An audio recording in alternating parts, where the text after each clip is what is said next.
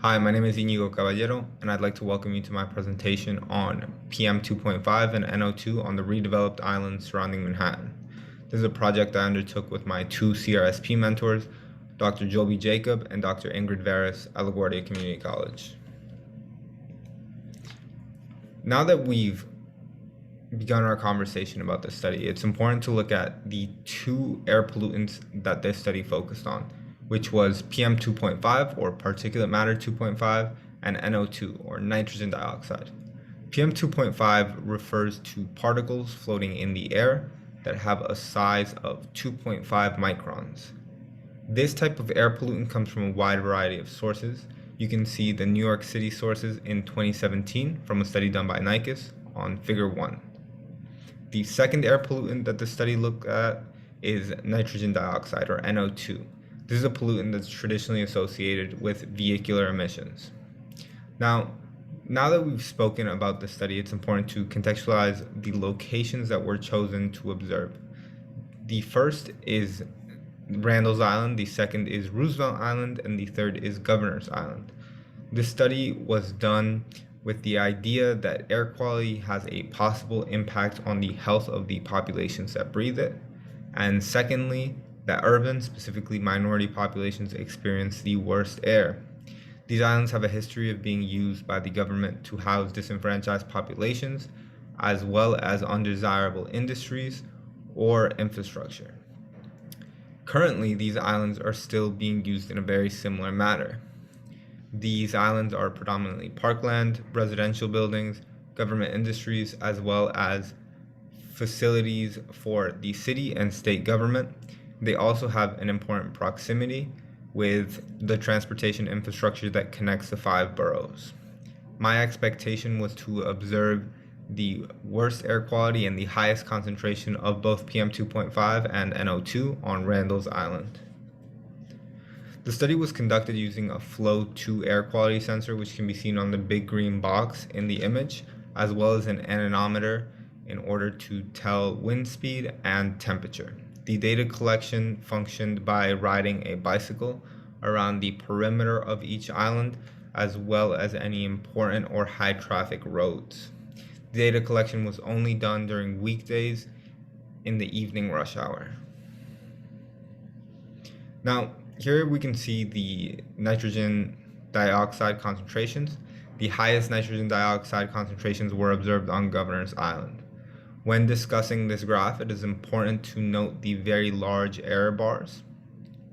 And this could possibly be because of a faulty sensor or because of wind speed and wind direction transporting nitrogen dioxide to the islands in a way that was not perceived or that was not replicated on every collection day. However, there are things that we can take away from the NO2 readings. The average NO2 reading at Governor's Island was significantly above the recommended trace that the EPA guidelines recommend for primary and secondary air.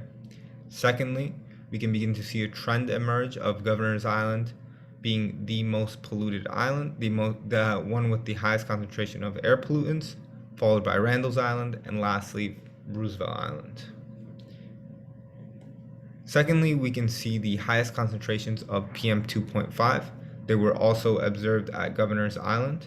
And again, you can see the same trend of Governor's, followed by Randall's, followed by Roosevelt.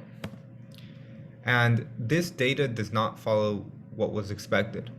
We see Governor's Island, an island with no significant transit, have the highest concentration of both NO2 and PM 2.5. And this is possible because air pollutants do not have to be produced in the same location. They can be transported by the wind from different locations. This could be either Brooklyn, Manhattan, or Jersey in the case of Governor's Island. Another trend that we did observe during this research is that the highest trace values were found around transportation centers and infrastructure. So that would be ferry stops, bus stations, and the entrances and exits of vehicles and humans onto the island. What we can also see is that both NO2 and PM 2.5 have been shown to correlate with adverse cardiovascular impacts for New York City residents.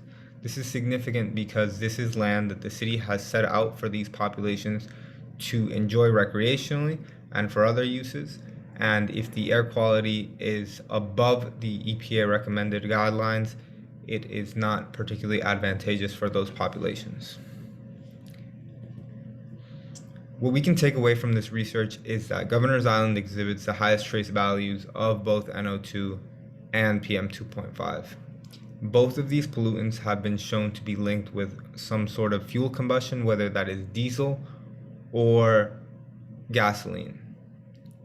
In order to continue this research and to get a better picture of what is truly going on, it would be well served to do a population demographic study of the people that often frequent these islands, as well as the surrounding neighborhoods of these islands. In doing so, it would be advantageous to collect cardiovascular and respiratory disease data from the surrounding neighborhoods to observe if there is a correlation with the air that these neighborhoods are breathing and with their cardiovascular outcomes. Secondly, it would be important to do a wind speed and wind direction study to understand if there is any location that is transporting these high levels of PM2.5 and NO2 to these islands. These are the references that were used in the creation of this presentation and during the research process. And I'd like to thank Dr. Joel B. Jacob, Dr. Ingrid Veras, as well as the CUNY Research Scholarship Program and LaGuardia Community College. If you have any questions, please do not hesitate to let me know.